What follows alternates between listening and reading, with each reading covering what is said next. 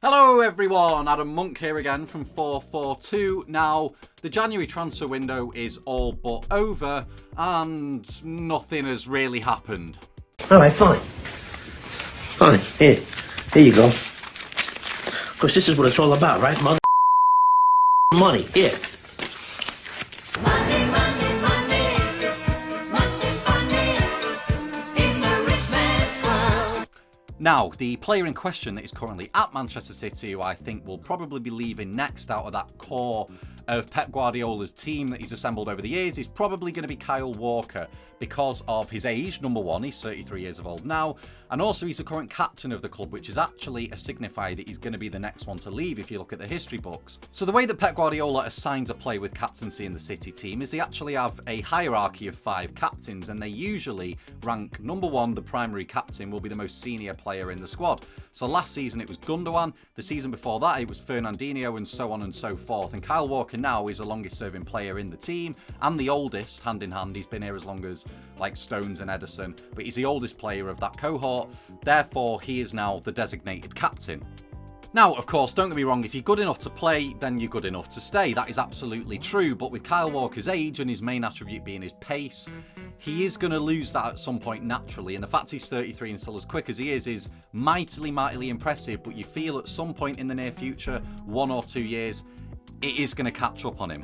Now, you can see here from this heat map, and rather surprisingly really to me, that Kyle Walker's played 20 games this season, and of course up and down the pitch there based on that heat map, and he plays an average of 89 minutes per game, so he don't really get substituted either. This is kind of a shock because he actually wasn't one of the core members of that treble running team from last season. It used to be John Stones, Manuel Akanji, Ruben Diaz and Nathan Ake, and Walker was actually a bit part player from March up to May when City won the treble. And what he was mainly deployed as last season, and what I thought he'd be deployed as this season a bit more anyway, is a bit of a special ops agent to deal with the best left wingers in the world. So the Vinicius Juniors, the Kylian Mbappes, those kind of players, they are who he thrives against, as opposed to breaking down a deep block like a Sheffield United or a Luton. And you can see here from playing so many games early on this season that aren't against the likes of Vinicius Junior and Mbappe, of course, because of where we are in the calendar year, his passing stats are very underwhelming. And even though he's got 90% pass completion per game, that is actually the worst in the Manchester City team, meaning, and I know it from watching him for so long, he is the least technically gifted player in that team. So when he loses his place, I feel he's going to become very redundant very quickly. This means, surprise, surprise, I think he is likely to leave probably in the summer at the end of this season. So what does City do to address that situation, you ask? Well, fear not, because something called the City Football Group exists. And if you haven't been keeping tabs on La Liga, Girona are hovering about the top, first or second with Real Madrid at the moment, and they are currently owned, well, they are owned by City Football Group, the same owners as Manchester City. And what City have been doing on the sly for a few years now is loaning a lot of their prized youth assets over to Girona and other CFG clubs to let them blossom into top-level footballers, and one of those at the moment happens to be what seems to be a top-level right-back, and his name is Yan Couto, and his loan expires at the end of this season, and then he will be back at Manchester City. And according to numerous reports, okay, I know the one I've quoted here is from the Daily Star, take that with a pinch of salt, but other sources have said it as well, trust me, that Pep is apparently going to welcome Yan Couto into the first team squad next season and negotiate an improved long-term deal with the right-back, meaning that he is quite potentially here to stay, and here's why. If we go back to Kyle Walker's heat map this season here and then compare it to Yan Couto's heat map here this season, they clearly operate in very similar areas and also play a very similar style of play, with the CFG wanting to play this sort of Pep Guardiola brand throughout all of their sister clubs. And then statistically going forward, something that Kyle Walker really lacks, Yan Couto is actually right up there in Europe for assists per 90 this season, and only Alex Grimaldo from Bayer Leverkusen is beating him, who's been in red hot form. 6 assists this season as opposed to Kyle Walker's 2 is a massive improvement, and all of the passing stats really are massively improved, apart from accurate passes per game, but that is because he's not playing with Rodri and John Stones and Ruben Diaz and Kevin De Bruyne and I really do feel like he will be part of Manchester City's squad next season and will really develop and blossom into a first team player over time. But if Kyle Walker leaves, someone needs to come in and fill that void instantly. Now, I have two names in mind. One is more realistic than the other, and I'm going to explain now. So we'll start with the realistic one. His name is Jeremie Frimpong. You might have heard of him. Bayer Leverkusen, top of the Bundesliga, Javi Alonso. He's their right back right now. He was actually part of Manchester City's academy a few years ago and then went on to Bayer Leverkusen and became this player that we now know him to be.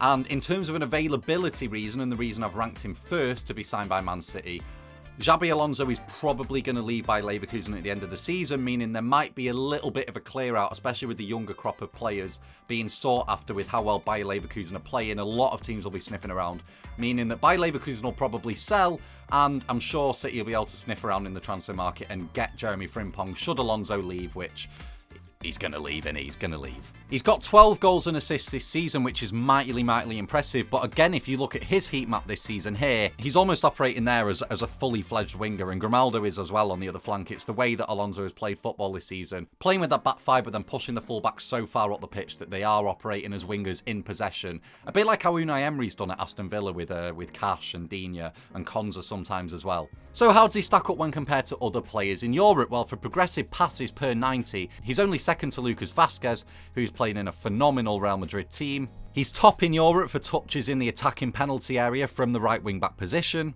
And he's also up there as well for progressive carries per 90 behind Leonardo Spinazzola. You remember him from Euro 2020. But he's right up there in terms of that as well. So in a nutshell, he is really good at going forward. It's also worth noting as well, just to go back to Kyle Walker's recovery pace, which would of course be losing if Kyle Walker left, that Jeremie Frimpong does have that in abundance. Don't need to go into too much detail on the fact that Jeremie Frimpong is quick, but he is, and he also has that recovery pace, so we wouldn't be losing that if we signed Frimpong in the place of Walker.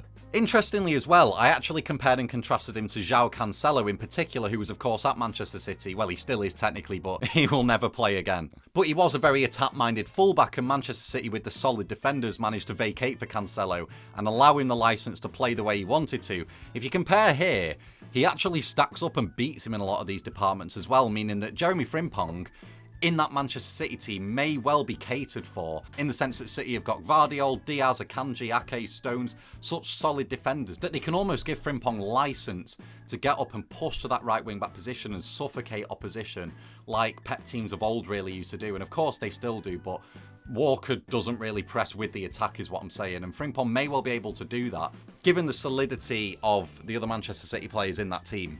So I personally would love to see Jeremie Frimpong at Manchester City, and I think he is attainable. The other player I'd love to see at Manchester City that I don't think is as attainable is Pedro Porro. And that is because of this man, Mr. Daniel Levy himself. Yes, Mr. Hardball. This is the clarity that everybody wanted, even Manchester City. Both clubs can move on now. Harry Kane can move on. A bid never went in which was acceptable for Daniel Levy to ever consider. Look, when City signed Kyle Walker in 2017, I really think that was the moment that I started to believe in the simulation theory, because Daniel Levy just does not sell to Premier League rivals, especially with players who are at the top of the game. But City managed to get him. Do I think history will repeat itself? Absolutely not, because Pedro Porro is a prized asset of Tottenham Hotspur, and they are on the up with Ange. They also don't need the money as much as other Premier League teams as well, because they're turning over 600 million a year in profits now, putting him in the top 10 earners in terms of football clubs in the world. So in terms of that, Levy has done an incredible job. So do I think he's attainable? No. And do you know what's bittersweet? He used to play for Manchester City as well, as did every other bloody left-back in Europe who's doing well right now. We just seem to flog them and keep Kyle Walker. But maybe we can get one of them back. I'm not so sure. But Pedro Porro would also be an incredible fit. So yeah, they would be my ideal dream, whatever you want to call it, signings, because I think Kyle Walker will be phased out of City soon, whereas the likes of De Bruyne, Bernardo, Rodri, they probably will stick around for longer, meaning we don't need to address those positions. Whereas Walker, yeah, that's going to be a gaping hole when he goes. So I think City should sign Jeremie Frimpong.